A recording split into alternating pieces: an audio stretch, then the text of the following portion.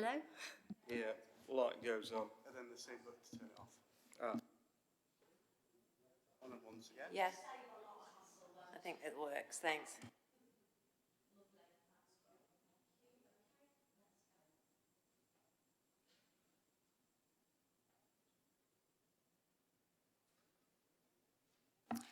Good morning. Welcome to the Licensing Subcommittee on Monday the 3rd of October. I'm Councillor Jayne Dunn and I'll be chairing today's committee meeting. We'll just go through introductions. Good morning, I'm Roger Davison, member for Exclusion. Good morning, Councillor Vickie Priestley. Morning, Samantha, the Bond Legal Advisor to the subcommittee.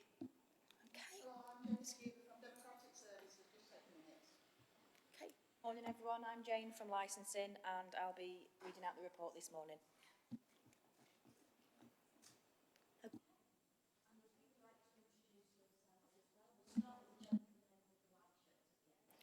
I'm Richard Foster, I'm one of the trustees of the Sheffield General Cemetery Trust. Good morning, my name is Christopher Grunert. I'm a solicitor and I'm representing the Cemetery Trust this morning. Sorry, could you just repeat your surname? Grunert, G-R-U-N-E-R-T. It's a little difficult, so anything in that field would do. Is it okay if I call you Christopher? Absolutely, yes. Anything with a complicated surname? normally changes. Lovely, thank you That'd be great, very thank much. you. Katie Evans, trustee for the Sheffield General Cemetery Trust. Good morning, my name's John Boyle. I'm one of the trustees with the Sheffield General Cemetery Trust. Good morning, my name's Emma Larson-Revitt and I'm the Marketing and Events Manager for Sheffield General Cemetery Trust.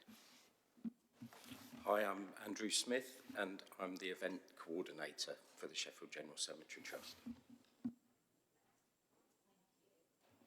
Okay, that's great. Is everybody here that needs to be here? Oh, so sorry. You sat in the posh desk. I'm Elaine Cresswell. I'm an environmental health technician in environmental regulation. Thank you very much indeed. Okay, I'm going to hand over to our solicitor, Sam Bond, who's going to explain the procedure. And just to say, we're not expecting a fire alarm. We have had one already this morning. And so if it happens, we're all going to follow Jenny, because she knows where to take us safely. No pressure there. Okay, over to you, Sam. Thank you, Chair. Firstly, apologies for sitting in my coat, but it's absolutely freezing in here, so this is my attire now for the next few months. Can I just check that everyone's got a copy of the papers or can see a copy? They've got everything to run through. Lovely. The procedure's just right at the back. I'm not sure if yours are numbered or not. If so, it's 95 or just the very last page. So the licensing officer, who's Jayne this morning, will introduce the report. If there are any questions concerning the report by members or the applicant, that's the time to raise it, just so if there's anything that looks incorrect or that's missing or you want to amend, then we'll get that rectified for the minutes. We'll then turn over to the responsible authorities, which is Elaine Cresswell this morning, to detail their relevant representations. Members will then ask questions, and with the leave of the chair, you guys will have the opportunity to ask Elaine questions as well. And we'll then head over to the applicant to detail the application, provide clarification on the application, and respond to any representations made both in writing and orally at the hearing here today. Again, questions from members, and with the leave of the chair, Elaine will probably have some questions for you as well. Once we've finished with all the questions, the applicant will then be given the opportunity to sum up, just to leave us with any final thoughts. Before we take the options as detailed in the report from Jayne Goff, that is, we've got two this morning, so it's going to get messy. And once we've taken the options, we'll just ask you to wait outside while members take legal advice and come to a decision, which we'll give you a little bit later on today. The decision of the Licensing Committee will be given in accordance with the requirements of the Licensing Act 2003 and regulations made thereunder. It is a public meeting this morning and we are being live webcast, which again is just why we're using the microphones, because it's pretty terrible in here acoustically.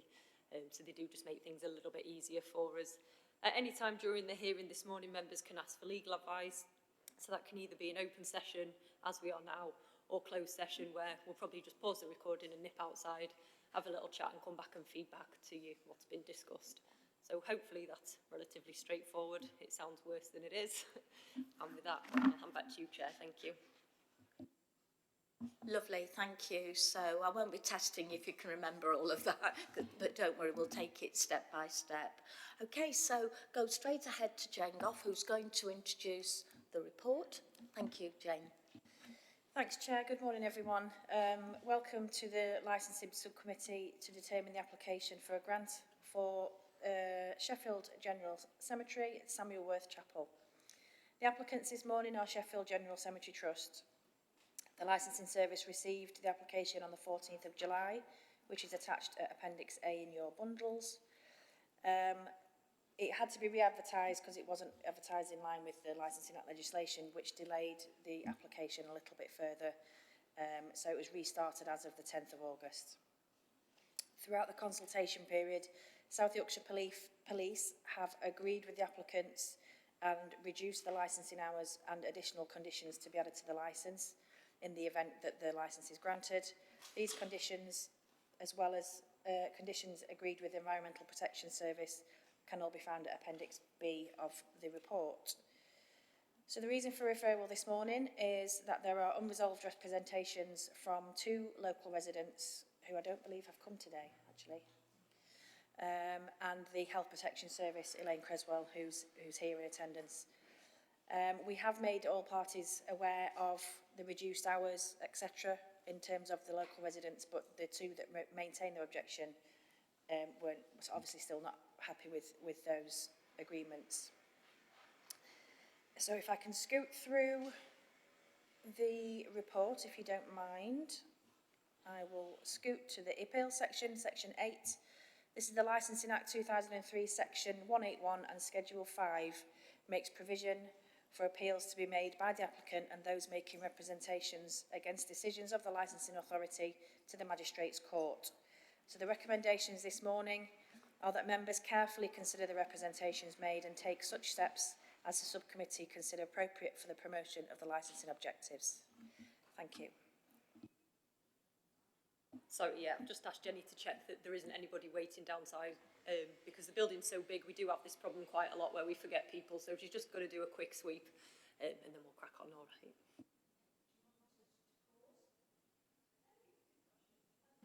right. Actually, It's okay. it would be helpful to have an adjournment. The applicant sent Ms Creswell an email 9 AM on Friday morning. She concluded a report yesterday, emailed us at 9:01 this morning, sent the report, or 8 pages of documents, to licensing at 9:14, not to myself, although she did email at 9:01. And then I have had Jayne's email at 10 AM this morning. It'd be really helpful for a couple of moments for Elaine to perhaps, for a word outside of Elaine, she could help me understand what the purpose of these additional documents. So I was listening with one of you, I was trying also to read an 8-page PDF that was sent me by email at 10 AM when I walked in the room this morning. It would be very helpful if we could have 5 minutes. I do appreciate, I don't want to hold up chair in this committee. Absolutely. If you would like to adjourn into the anteroom, if we could pause the webcast, please. Thank you. Absolutely no problem at all. Lovely. Okay, we'll hand over to you.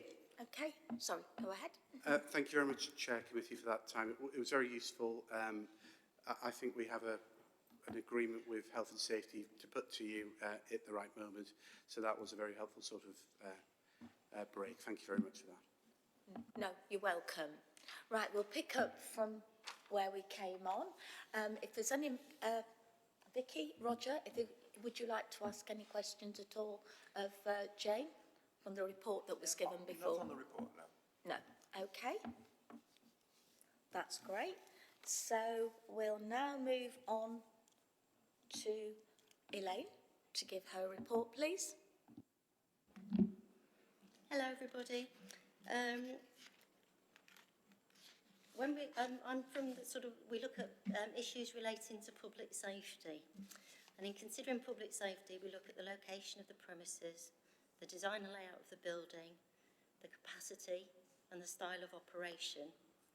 If issues are identified, we work with the applicant to try and find solutions to minimise risk to the public on a case-by-case basis.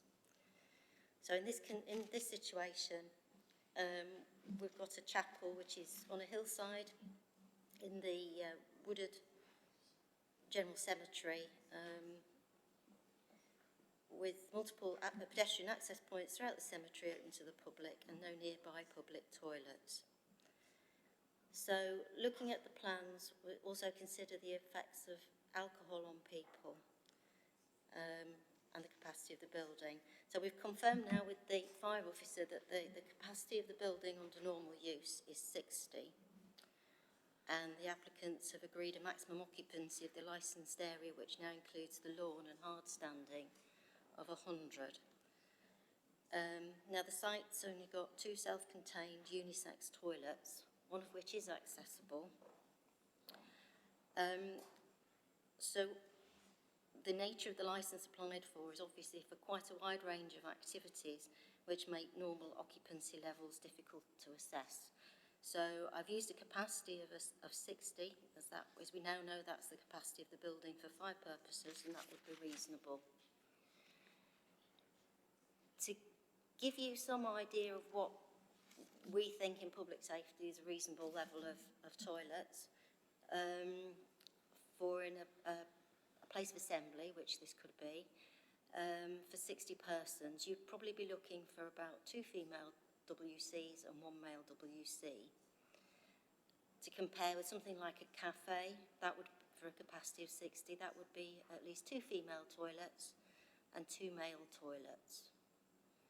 And for a bar, 3 female toilets and 2 male WC toilets. So just to give you a little bit of a balance there, that's how the two looks when you've got a capacity of 60. If you're in a workplace like the council officers, you'd be looking at 4 toilets.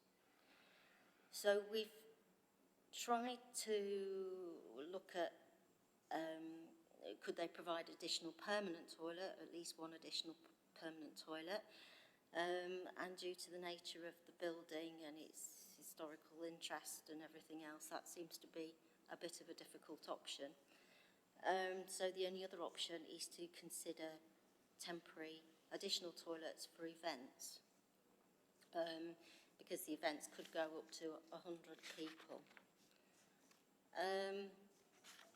So we've tried to look at a possible way around this with potential for the need for toilets to be assessed as part of the management plan for the licensable activities, and to provide additional toilets when that's found to be necessary within or adjacent to the licensed area. Now we've talked about a 3rd toilet which is based at the gatehouse. I said I don't think that is unfortunately suitable for use, because you've got about 650 metre round trip to the toilet, down a hill to an isolated building, because the chapel itself is quite isolated on the hillside. There'd be no means of protection from the weather, so you've got more risks of slips and trips. It's too steep for wheelchair users. It's a woodland area around the licensed site, so there's lots of hiding places either sides of the path throughout the cemetery grounds and parkland. And the cemetery is open to the public, and it's generally an unlit area, so it's going to be dark at night. So persons attending events are likely to be in drink and more subject to falls or becoming disorientated anyway. They're not going to be wearing suitable footwear or dress for being outside. And persons who may leave the building or event, if it's something like a party, wedding reception or whatever, their failure to return may go unnoticed. And it is known that there are problems where people have been at parties and in drink and don't come back, and there's not noticed, and you find a body in the toilets the next morning. So it is something which unfortunately does happen. It might not necessarily be as a result of someone intending to cause physical harm, like physical or sexual assault. It could just be someone's had an accident, hit their head, knocked themselves out and not being found, or they could have collapsed from a health condition. So the reason for having any temporary toilets as a consideration, it would need to be very close to the actual chapel building or within the area immediately in that licensable area that's proposed. We don't really want to consider a toilet where people are having to go some distance in a cemetery environment. So really that's what I have to say. From a public safety point of view, we're concerned that there's only 2 toilets in the premises for the sorts of numbers and for the periods of time that the events are taking place, particularly where you've got alcohol, loud music, but we are happy to consider a management plan to enable events to go ahead which are more than what they've got provision for if they can find means of putting in temporary toilets. Is that okay? If anyone wants any information about toilets and capacities, I've got some information here which includes a couple of aerial photographs of the chapel grounds, so you can actually see what they look like. So if you would like to have a look at those, I'm quite happy to pass them forward. That might be quite helpful for you to pass round while I hand over to members to ask their questions of you. None at the moment. Roger, have you got anything? Okay, yeah. Has anyone had any questions they wish to ask?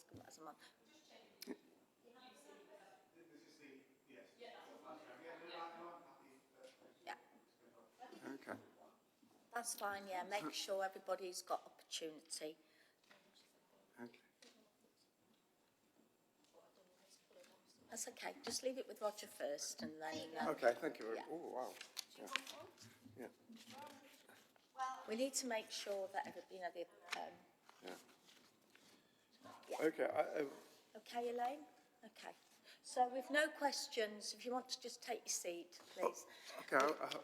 Sorry. No. Just 1 second. Oh, sorry. Yeah, it's okay. I'm in control, so... Councillor Davison, would you like to ask a question of Elaine? Yes, thank you very much indeed. I'm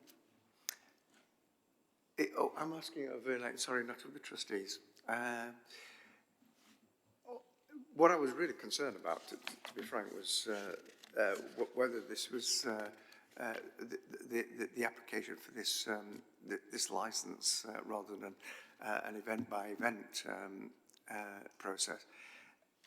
Was it to increase the number of events, in which case are you suggesting that there should be permanent toilets rather than the portaloos that we discussed?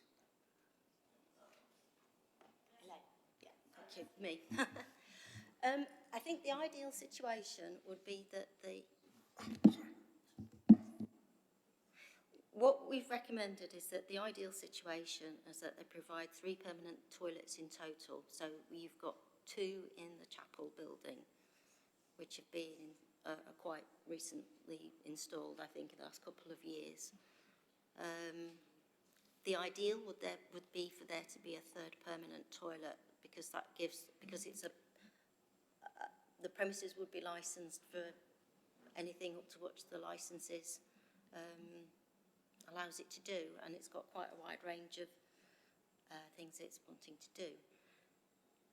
If that proves impossible to enable, the larger events to go ahead, then I think we would be prepared to consider temporary toilets suitable for the numbers of people that they've got on site and for the type of event. So it's based, we'll enable them to kind of assess it based on the style of the event and how many people they've got and how long that they are there for.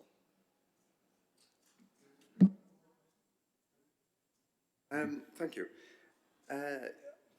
You're a bit worried about the antisocial activity, and drug taking is one of the things that would be fairly easy to.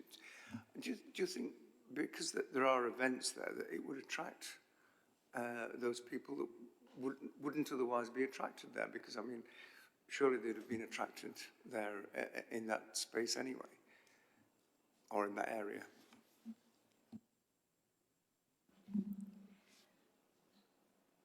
I think,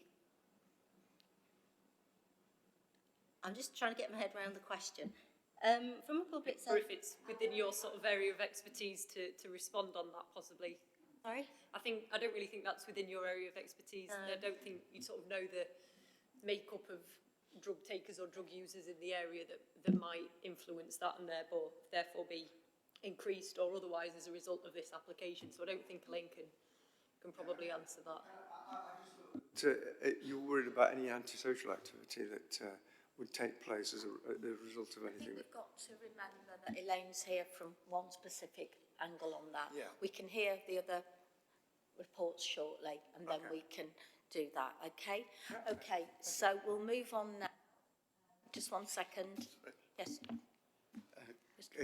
Before we move on, may I have just two short questions for Elaine at this point? Okay, I was going to do it in a different way, but I will give leniency. It's okay. Yeah, sorry? Yeah, okay. Thank you, Chair. Elaine, thank you very much for that input. Just to clarify, I have here some conditions that you've drafted, and just for the benefit of the committee where we are at the moment.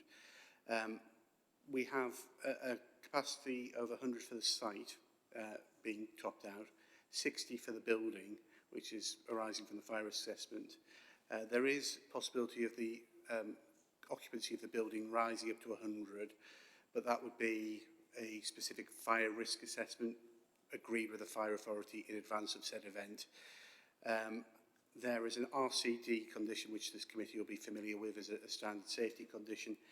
In respect to toilets, what you're asking or you're proposing is that the following two conditions are imposed. A management plan to include assessment of toilet provisions to be carried out for all licensed activities. Is that correct? Yes. And secondly, temporary toilets as assessed when licensed activities are taking place are to be provided within or adjacent to the licensed area. And although the advice that you've given and the general policies that you've given on a specific case, in this instance, you'd be content with those two conditions. Yes, bearing in mind that the baseline is important toilets. Yes, absolutely. Yeah, thank you. No problem at all. Is there anybody, Jane, have you got anything to ask of Elaine? Is there anyone else present that would like to ask any questions specifically to Elaine on what she's said so far? I mean, you will have ample opportunity as we move further down the agenda to come back to anything if it so comes. I've just got one question to ask, just in line with the toilets myself. I've noticed on the supplementary information that came through after our brief recess that it says that we've got to assess the toilets depending on the number of people that will be there at that event. Will we have to go out then as a local authority every single time and check that?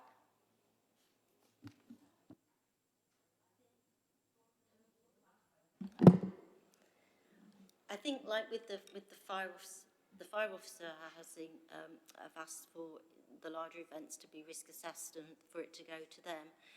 I think we would be happy with the management committee to do their own risk assessment, but obviously if we then start to receive complaints, we'd have to look into it, consider it in terms of what those numbers. I think that would be reasonable. Thank you very much. Okay. So, we have some people here from the residents. Do you wish to put forward? They've not. Right. We have a statement, but nobody's there. That is fine. Just making sure, because there's so many of you, and everybody's, just making sure. So we'll now go ahead to yourself to put your case forward. Thank you. Thank you very much, Chair, and thank you for all of the work that's put into organising these hearings and everybody's input. It is appreciated. This is an application on behalf of the Sheffield General Cemetery Trust. And the ladies and gentlemen with me today are trustees or employees of the trust who help run and maintain this historical site. The licence application in particular is for the Samuel Worth Chapel, which is located. It's a grade 2 star. The star is important, listed building. That puts it in the kind of top 6% or 7. There is only 6% of listed buildings in that category. It's particularly important. And the cemetery itself is very well populated with graded and listed and protected buildings. The Cemetery Trust was set up to take upon, maintain, restore, and to keep this very sort of important site for the city, for all the citizens, in good order. And it's run as a trust, as a charity, non-profit making exercise. All money that is generated from the activities at the chapel are ploughed back into the restoration and maintenance of the site itself. There isn't a profit or anything like that taken at the end of a year. The cemetery costs around about £80,000 a year to operate, and that is only possible because they have about 15,000 volunteer hours a year to support that. So people come in giving their time, work, effort to maintain the site. So obviously if this was an entirely private enterprise, the cost of maintaining the cemetery would be enormous. The Samuel Worth Chapel was restored in about 2016. It was in a poor state, internally crumbling and having had years of neglect, was reinstated and installed to create a community asset in 2016. It was fitted out with a small kitchen, a large meeting area and 2 toilets. The space itself is quite substantial, but it has only one entrance or exit to the building, as a chapel would. This means that the capacity is overly limited. As a space, how many people could I fit into that chapel is a different question to what is the safe fire risk assessment. That's why it's capped down at 60, unless the event is such that we could go up to possibly 100 persons. The applicants are here today applying on behalf as a community premises. The trust operates and maintains it. Therefore, may have noted in the papers a reference to asking you to exclude conditions requiring a DPS at the site. That's unusual for a premises licence, but obviously you may have questions about that, which we'll cover in due course. But what I'd like you to kind of equate it to is a club, which again don't have designated premises. The supply of alcohol activities is overseen by a committee of responsible people. In that case, it's the trustees. We don't have a single DPS or personal licence holder on staff. We have very minimal staff altogether. The application is to allow the premises to operate without the need for temporary event notices, which I think Councillor Davison was touching upon. We have operated with occasional licences since its restoration in 2016, obviously subject to hiatuses during COVID, etc.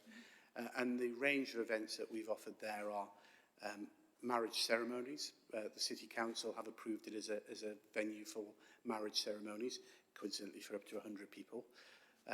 We have a range of events. I suppose the liveliest sort of event is some 80s type music that we do a couple of times a year, which is operated by the Trust as a fundraising evening.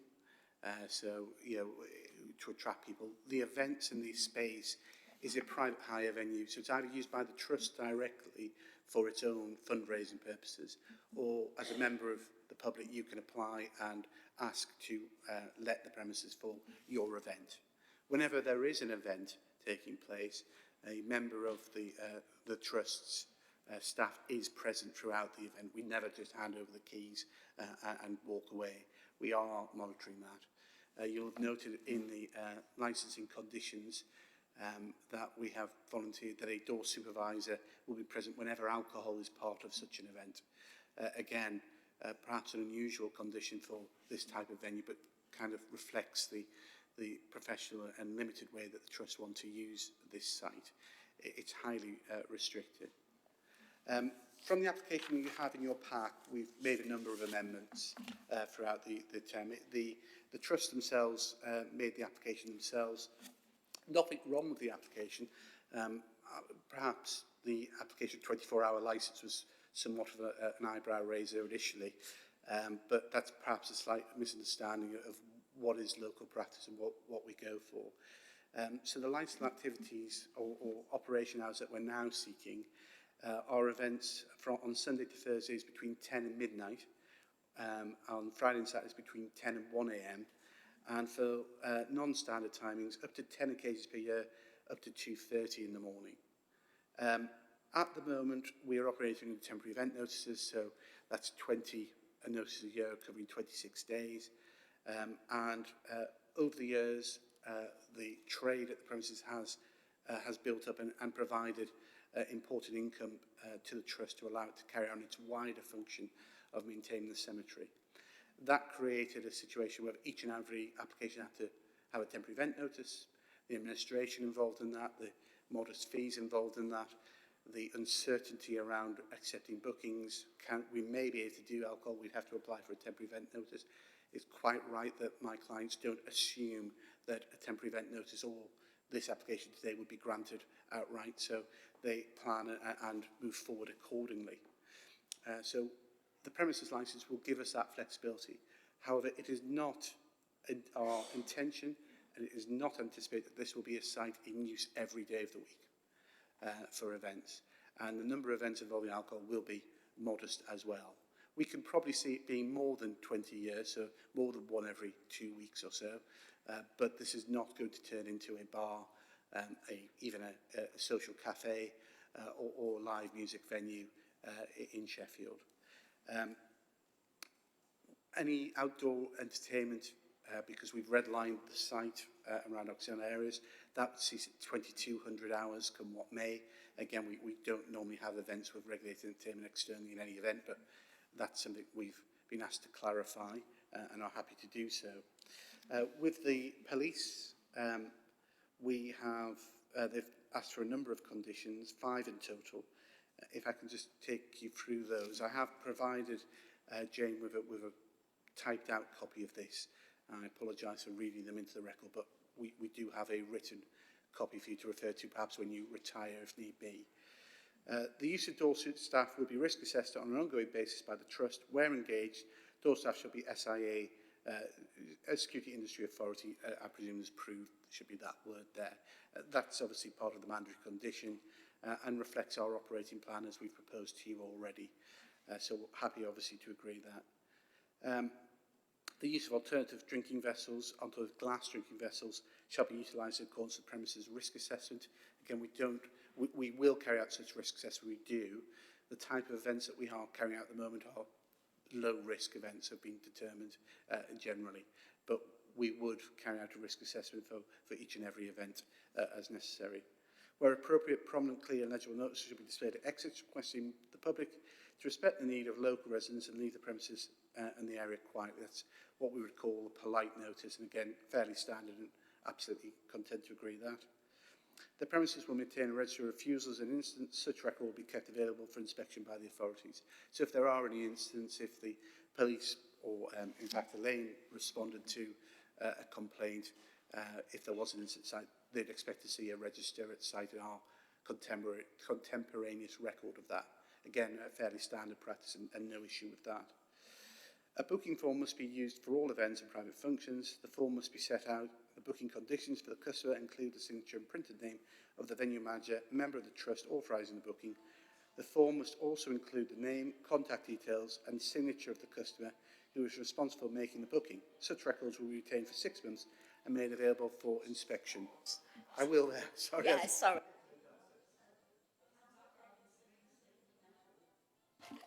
A phone's gone off. I do apologise. Yeah. Apologise. If Yeah. it is mine. I think it is, yeah. No, but it's really important that people are not distracted when you're speaking. Sorry. So if you want to backtrack a couple of sentences. No, absolutely. No. Okay. Sorry. It's okay, you'll get fined later. Joke, everybody. Right, go ahead. I do apologise. No, not at all. Thank you very much. I'm just grateful it wasn't me. It's normally my phone that I forget to turn off, so I'm grateful for once it isn't me. The last condition I was reading there, I think, is a booking form must be used for all events and private functions. The form must be set out the booking conditions for the customer and include the signature and printed name of the venue manager / member of the trust for authorising the booking. The form must also include the name, contact details, signature of the customer who is responsible for making the booking. Such a record will be maintained for 6 months and made available for inspection by the authorities. Again, no issue with that. That sort of record keeping is standard. We're happy to go forward with that. From the police's point of view, that's possibly a condition more sort of familiar with late night sort of venues that have promoted events in them. We're happy to accept it, but we don't really see that our events are risk. They're normally fairly low-key. With Mr Round, your Environmental Health Officer, he made comments and engaged in correspondence with my client during the process, has not made a formal representation to oppose the application on the basis that a noise management plan will be produced and submitted to the Environmental Health Service within 6 weeks of granting the premises licence. The noise management plan will be reviewed from time to time, and if complaints are received, any new noise management plan will take into account the changes to the nature of the entertainment provided and include measures to address any complaints and feedback from the EPS, that's Environmental Protection Service, about previous events. So again, a fairly standard condition that we're happy to implement. We do make this application on a history of operating with temporary event notices, none of which have drawn complaints of noise, crime and disorder, or sanitary provision at site. The events that we have been running regularly over the last up to 6 years, subject to the hiatus with COVID, have all gone off without an issue. With Ms Creswell and her service, we have agreed a condition that a permanent fixed residual current device, RCD, must protect electrical power serving all amplifier music equipment used for the purpose of live music or similar entertainment, and any outdoor electrical equipment must be suitable for its purpose, just to ensure that everything's properly grounded, etc., and isn't going to cause electrical shocks of any kind. All of our wiring, when we redid it, is appropriate and up to code and standard. Happy for that to be a condition. In the document that I've circulated, we talk about seeking arrangements for cinema. Talking to Elaine outside, that's no longer a request for the Health and Safety Officer. That would be dealt with under fire regulations. So it's a matter for the committee whether you wish to adopt it. I don't think it's being pursued by Health and Safety.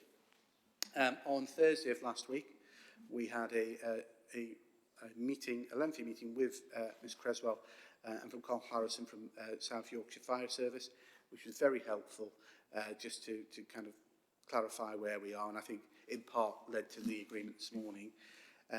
We are therefore offering a condition that the combined capacity for the licensed area, both internally and externally, so combined, shall not exceed 100 persons. That's on the basis that we are licensing part of our external area.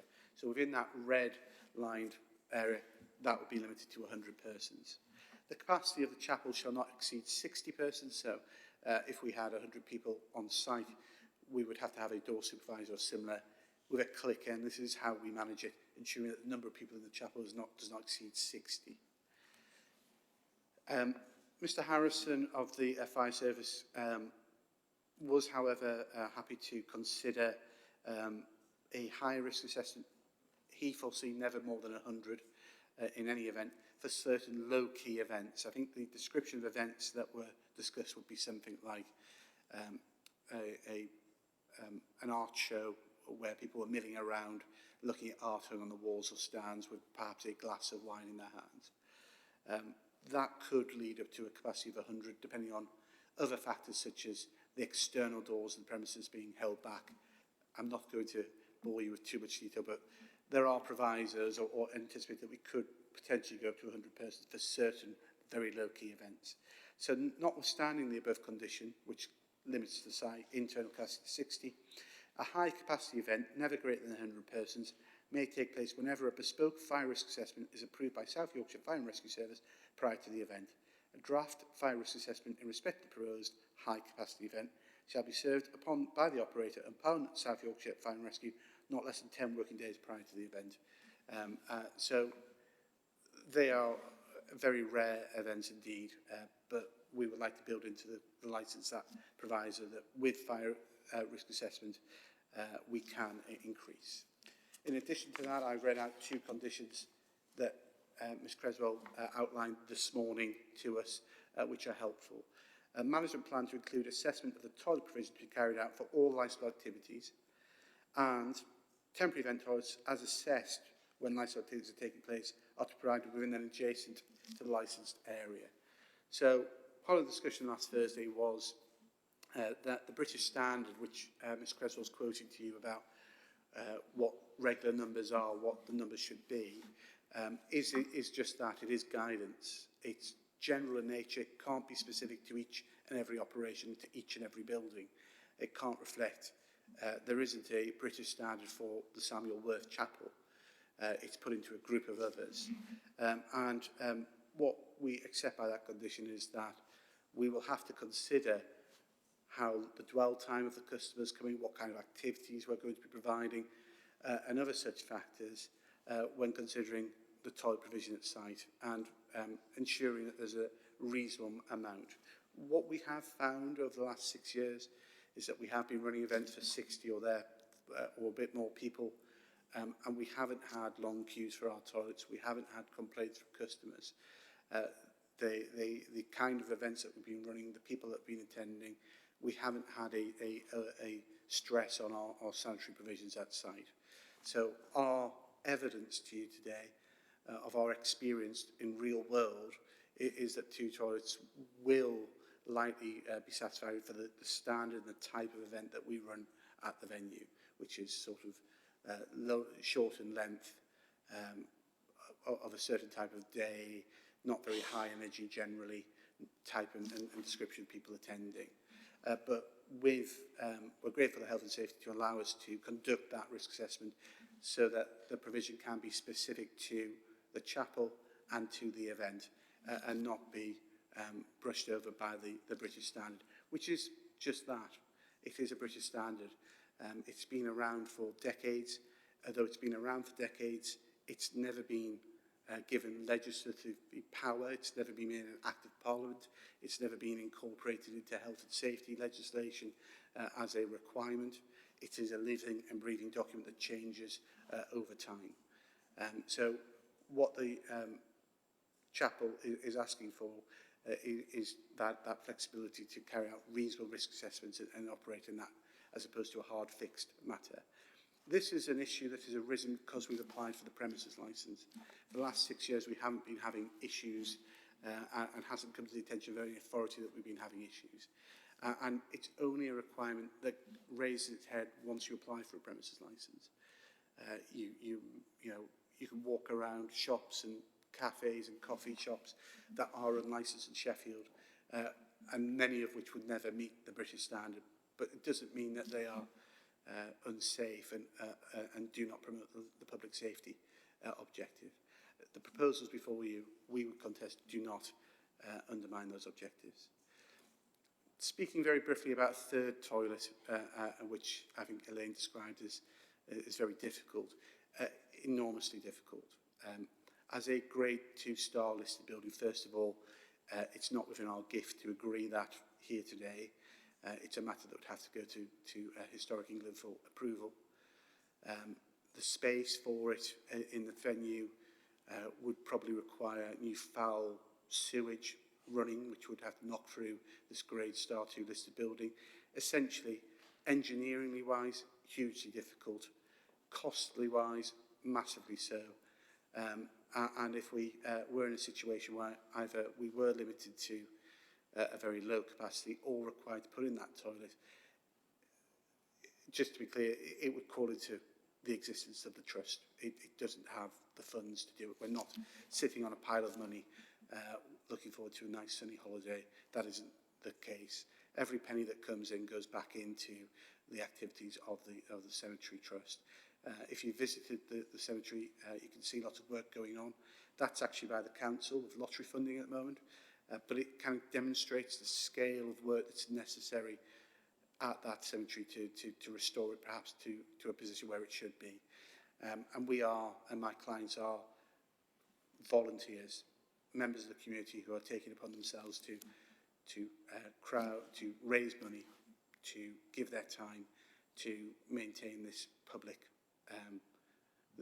cemetery for the good of everybody in Sheffield. I hope you would find that a laudable matter.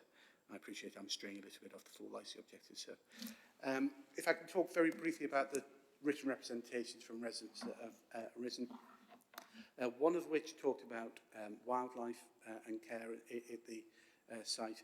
That is something that the Cemetery Trust does consider. To give an example of that, fireworks celebrations are not allowed in the cemetery under any circumstance. That's, if you want to rent the cemetery, that is a requirement. We do very much consider the wildlife and everything to do with the cemetery. So to suggest that we are not thinking about that is incorrect. None of the written representations that you've been given cite that they personally have been disturbed and don't seem to appreciate that this type of activity has been sporadically going on for the last 6 years. I would suggest that's good for two reasons. Well, the principal reason being we haven't been causing a nuisance how we've been operating it historically. It's not been causing an issue. The idea of a 24-hour licence perhaps could cause people to take fright, and we apologise for any sort of misunderstanding, confusion raised. But the Trust hasn't been operating irresponsibly for the last 6 years. The Environmental Health Service are satisfied with the application as it's presented, and so the police.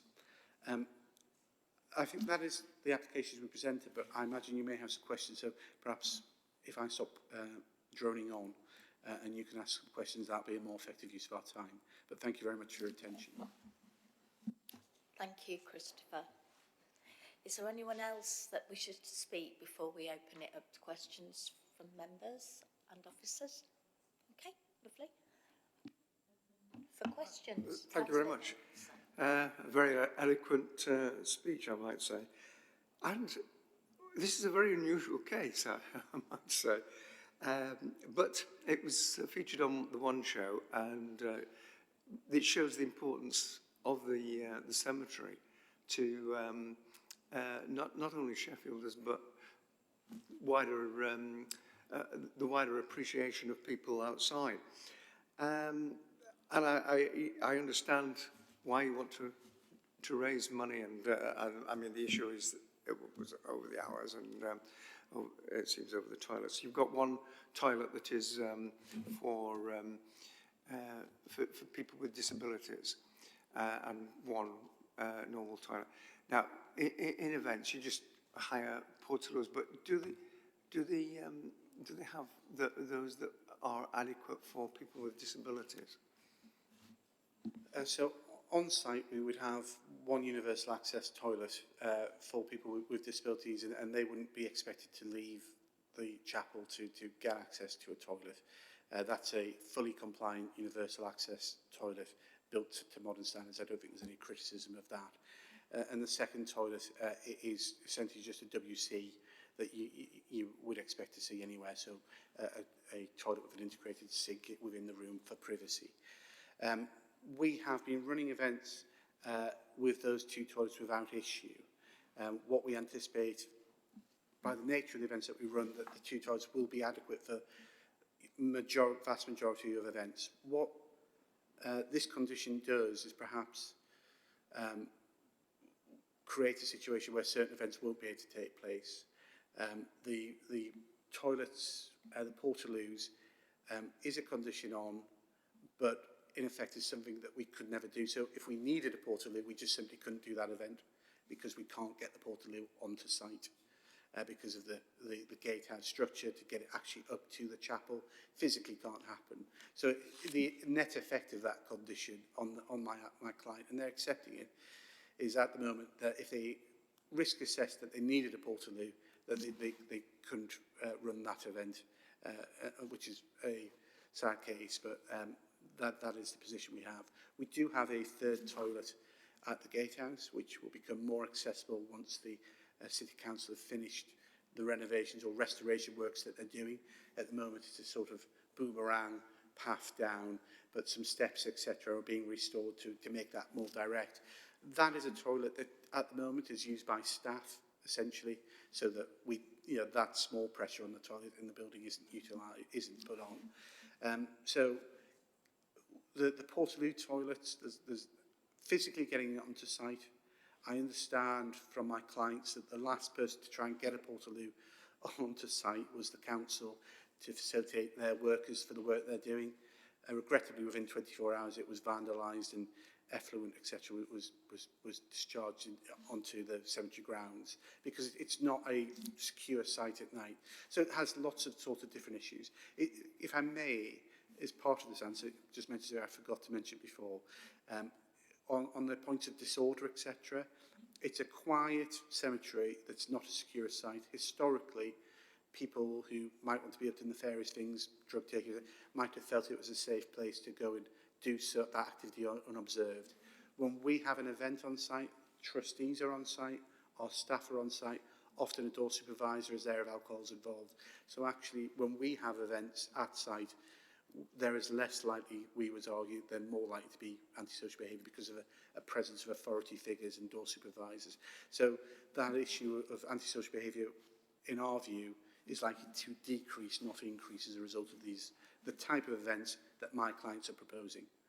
It's not going to be raves and matters of that nature. It's never going to be that sort of thing.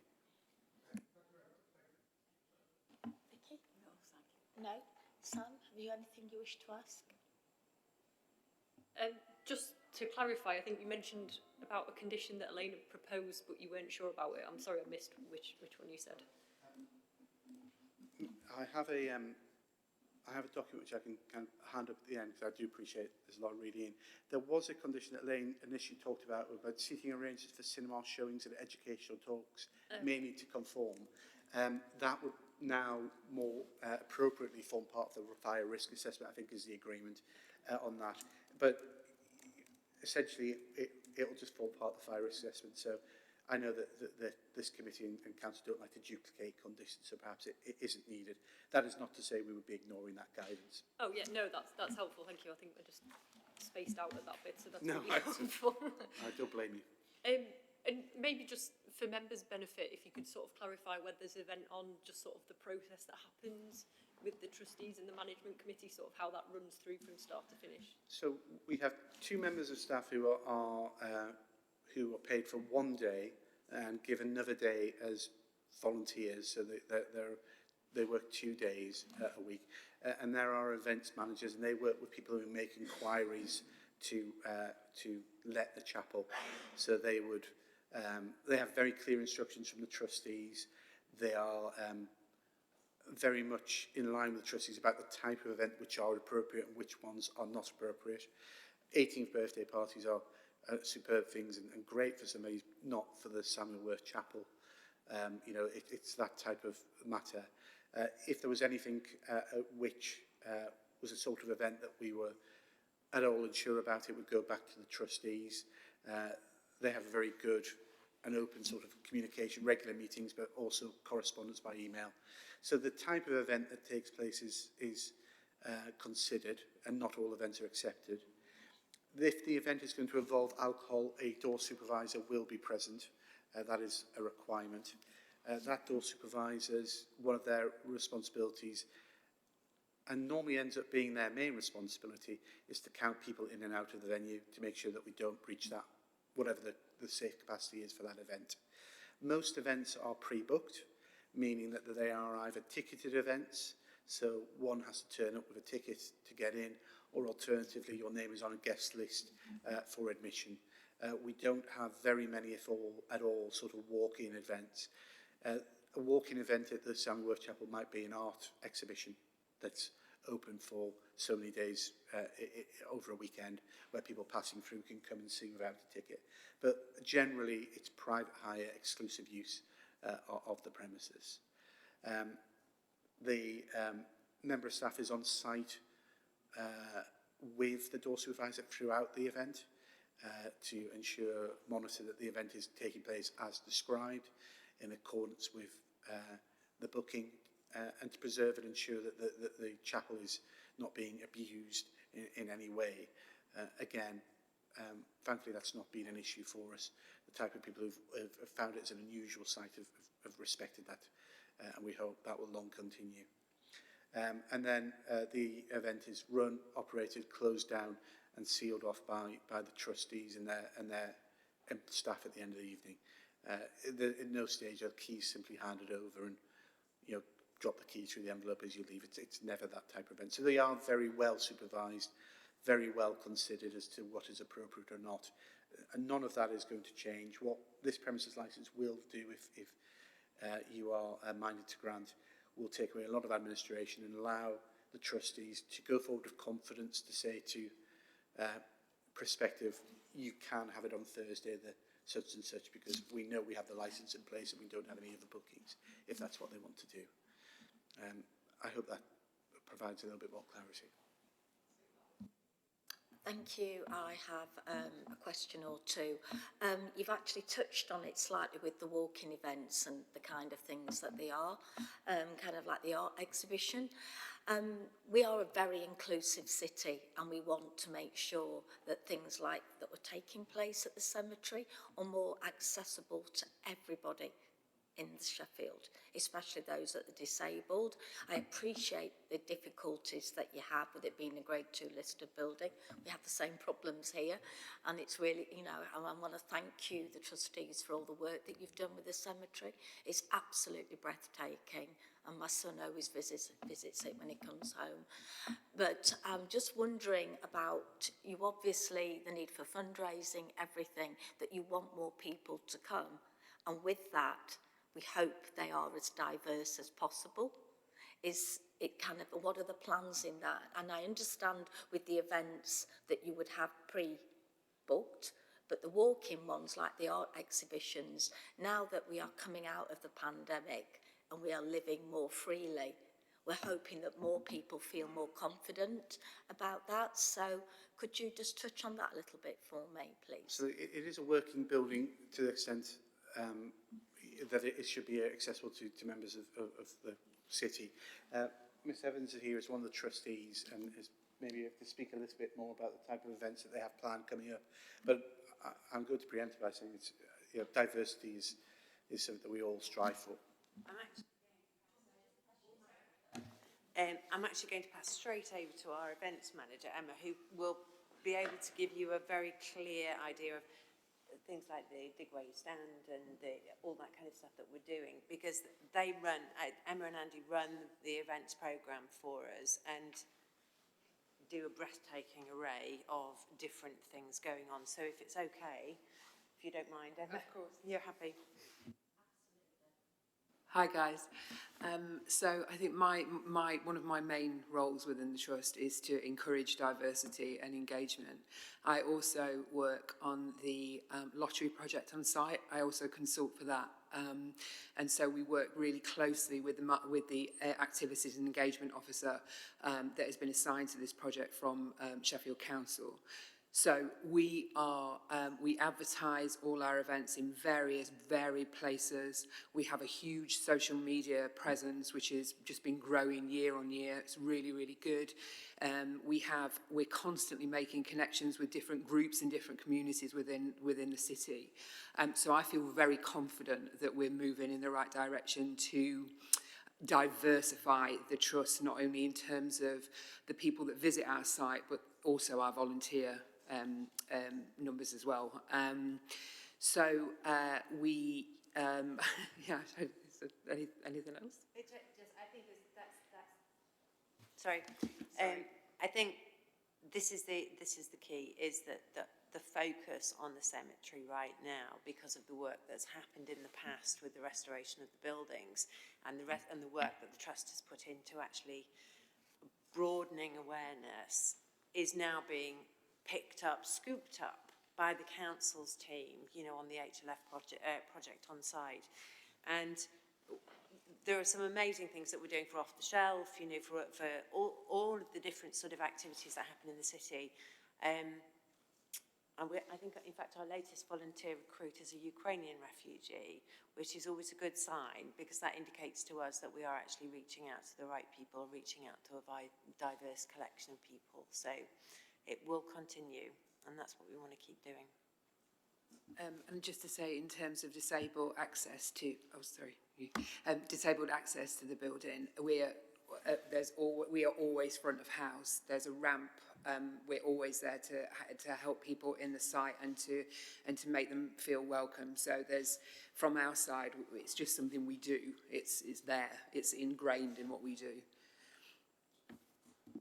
So are you confident then that the toilet provision is going to be adequate?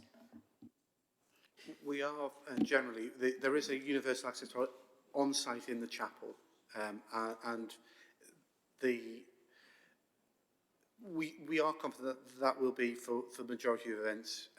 If we had an event that it was entirely wheelchair bound and there was a large number of people there, that might cause us some issue, but that would be an issue for almost all premises in Sheffield. The universal access toilets in Sheffield are just generally are a portion of the overall toilet provision at site, and the space that we have at this chapel wouldn't allow for 2 universal exit toilets in that space, and that's why one is fully compliant universal access that you would expect to see in any sort of modern venue, and a toilet beside it. So we would keep that under consideration, but for the type of events that we have run in the past, for the amount of people who've appeared that would require that, we do have confidence, but the condition as proposed would require us to look at that in each and every event going forward. We hope to be able to welcome a diverse group of people at the premises. We are applying as a community premises under this application, which is the removal of the DPS, and very much so. And as kind of Councillor Davison did indicate, it's not only significant for people of Sheffield, but it is part of the country's heritage that we're protecting and maintaining. Thank you. I mean, yes, absolutely, completely agree with that. But as the voice of many disabled people that contact me, they do feel overlooked, which I'm not for 1 minute saying that you aren't, but it's important that we question, because they have felt very, very excluded for the past 3 years, being scared through the pandemic, and now they want to do that. It just is, to me, if you want your venture to kind of succeed, then being disability friendly and as diverse as possible is probably the best model you could have. So it's really important that we do question that. Going back to your temporary events notices, you can have 20 a year.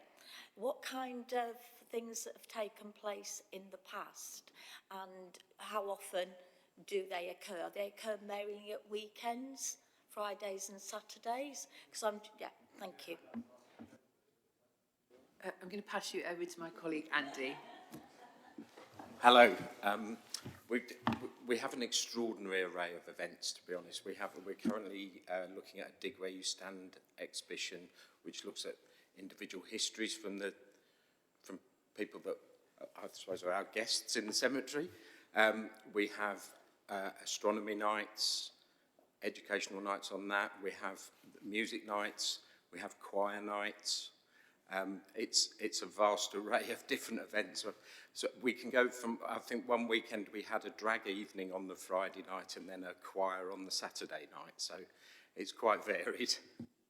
I was talking specifically to the TENS events, not the ones that happen in the chapel, yeah. Yeah, those were TENS events. So most of those were TENS events. Lovely, I just needed to clarify that. Shall we... Lord Mayor's Charity Fund twice now.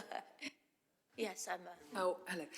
So a lot of our TENS go on weddings also, because even though they might not be drinking alcohol, they'll be playing amplified music. So that's where a huge amount of our TENS sit. And does the amplified music take place mainly inside the chapel and not outside? Yeah, it's always inside. Yeah, lovely. I'm sorry, this is quite, intense, isn't it? But it's just really important that we do kind of flush out all the concerns, And a question that maybe the Trust would like to answer is kind of how do you work with your community? And I know you do work with them, because I used to be the councillor there many years ago.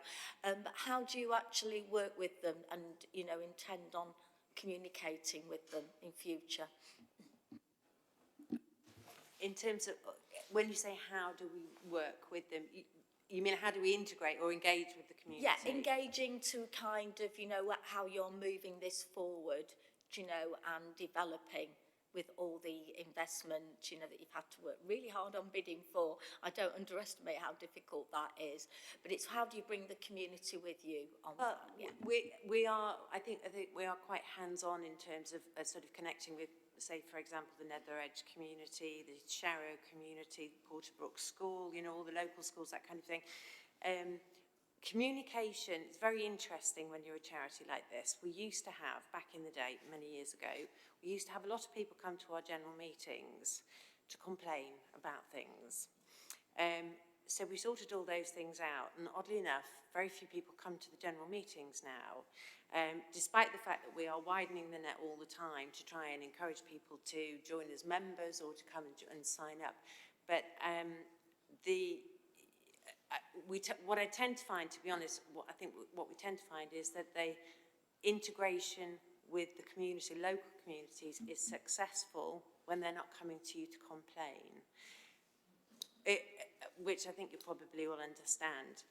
The astonishing thing is that we've had so much support for the trust, actually, during the Heritage Lottery Fund project, which obviously the council is running at the moment, because I think people realise how disruptive it's been for us as the organisation that cares for the cemetery. So the connection between the local community will just continue, will just, as it currently is doing. And they're all aware, the people that are on the stakeholder group for the Heritage Lottery Fund, which Richard and myself are both on as well, we work with the community group and they're very, very supportive. So I think the community's there behind us. If I could add to that, the other thing is that we are the local community. I live about 150 yards away. Katie's a bit further over in Nether Edge. She walks her dogs on the site every day. We are around, we know people, we meet people. Our membership fee for getting on the mailing list is a very modest one, and we offer concessions. It's only a tenner a year. So our means of communicating with people locally is largely the fact we are a part of it. We're there, we're on the site when there are any parts of the site that we can be on. With the assistance of Katie's, there isn't a lot of the site that's actually accessible at the moment. So, and as Katie says, we at points of excitement, as when the chapel was built and the cost of keeping it open did look as though that might bring the whole thing down, it brought an awful lot of people out who brought in a lot of energy and a lot of support and made it work. But now, mostly, we hear from people when they're cross, and they're not cross with the possible potential exception of the two folk over the back who don't seem to have noticed that we've been using the place for 6 years anyway and doing the things that we are talking about doing. They're talking as though it's a completely new enterprise, but perhaps they misunderstand the nature of it. But the way they could resolve that is just come and talk to us. I don't think any of us know them. They've never, to my knowledge, approached anyone to ask about what it's about or find out what we're doing. And of course, it's their right to object, but it's a shame that they didn't actually just have a bit of a chat with us before they did, because we'd be very, very keen if they live locally to get them involved if we could. Thank you. I've seen you, yeah. I mean, I understand that, and I think all of us know how difficult it is. And it has been a very difficult time through the pandemic as well, and encouraging people to join into groups. And it can be difficult because I know a tenner might not be lots to some of us, but to some people right now, it's an awful lot. Do you engage, I mean, I just want, it's just a comment really, engage with the local area committee, because they can really help you get that message across. So that was just something that I would suggest, and it's, you know, that's what they're there for. So if you just email your local councillors, but you can email me and I'll pass it on for you, Councillor Jayne Dunn. Emma. Yeah, I just wanted to say that also because of the lottery project that we have on site, and Andy and I working directly with the team and on that project, we're creating a huge amount of connections with local community centres that we wouldn't, like Israq and the Baptist Church, and so many others. We also are working on having ambassadors within different, more diverse communities that we're making connections with. We put on free events. We do things in their space, communicating the work of the cemetery. And I think because Andy and I are on that, it means that once the lottery project leaves the room, we still have the connections. So everything that we do with the lottery project in terms of engagement specifically will last. We're doing it for the long haul. Thank you. We've probably diversified slightly, but I think it's really important because it is webcast, and as I said, a lot of people still don't feel comfortable coming into public spaces. So it's important that we ask a full round of questions so when people can come back. Is there anything else anyone would like to ask of anybody? Sam? No? Is there anything else you would like to ask? No, thank you very much. Okay, I will hand over to summarisation, if you'd like to do so. Yeah. Elaine? Sorry, Elaine, I didn't see. Do you know what? This light is really blinding. Did you want to? I don't think I have anything further to say, thank you. I think it's all been That's said. absolutely fine. Elaine? James?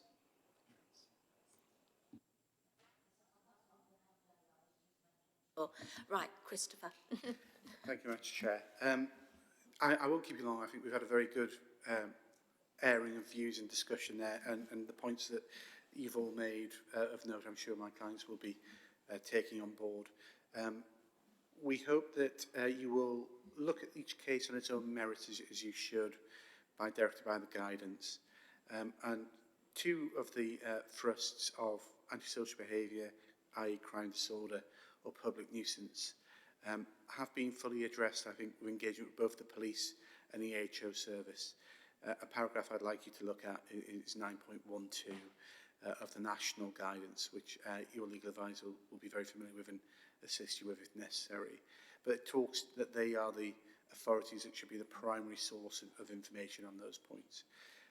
And those two bodies are satisfied that the application in its current format can go ahead.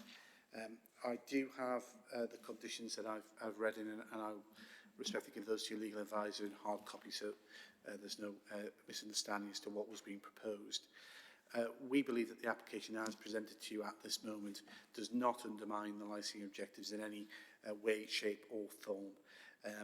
We would ask you therefore to grant the application in terms requested in the safe knowledge that the Trust will continue its good stewardship of this site now and going forward. This is not, and it would be wrong to take this as a site like an Exall Road bar or a West Street bar that could change hands. This is not the situation. The Trust will be ongoing. There weren't any questions I noted about the request to remove conditions about DPS. I hopefully, as I said, I invite you to consider that as you would perhaps a club, where those powers are devolved or responsibility devolved to the committee. Thank you very much for your attention this morning. Thank you, thank you. I'm going to hand over to Jayne Goff now, the licensing officer, to sum up and to give us the options. Okay, thank you. Thank you, Chair. Okay, the options available to the committee this morning are to grant the premises licence in the term requested, to grant the premises licence with conditions, or to reject the whole or part of the application. Thank you. Thank you. Okay. Right. Sam, is there anything you'd like to ask before we move? Okay. If we could ask you to retire into either the ante room if it's free. If you could just take everything with you, yeah. It's just in case there's a fire or anything like that. And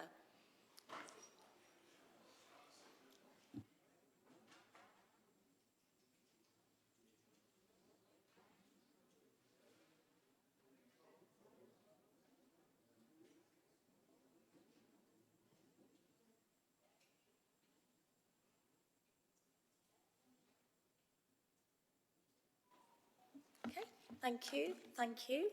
Right, the decision of the licensing subcommittee is to grant, subject to the conditions in the report, and the two additional conditions which are in relation to the toilet provision, and the three conditions which go through the fire office. Okay, every success with your venture, and good luck. Thank you very much again for everybody's work. I do appreciate there's a lot of man hours go into these hearings. Thank you very much. Cheers. Just to finish it all off as well for the benefit of the tape. Sorry, I missed off as well the RCD condition, but I don't think that's contentious to anybody. You'll receive a written notice following the hearing just confirming everything that will be going on the premises licence, and for the two people that objected as well that haven't attended, they will also receive a copy of that notice and what conditions have been applied. You have the right of appeal because we've granted subject to conditions, which Mr Gruner will fill you in afterwards should you wish to go down that route, and the objectors also have the right of appeal as a result of making representations in the application being granted. And should just say, just because, Elaine also has the right of appeal, right to appeal all round. And just because the licence is granted doesn't necessarily mean that it's granted forever. So there is the review process if people do experience problems and there is found evidence to be that the premises are undermining the licensing objectives. But I wish you every success, and thank you everyone for your time and hard work that's gone into that. I know it's been a bit of a slog, so thank you for that. Just one quick thing. If the objectors should come back to you again, please do tell them to come and talk to us.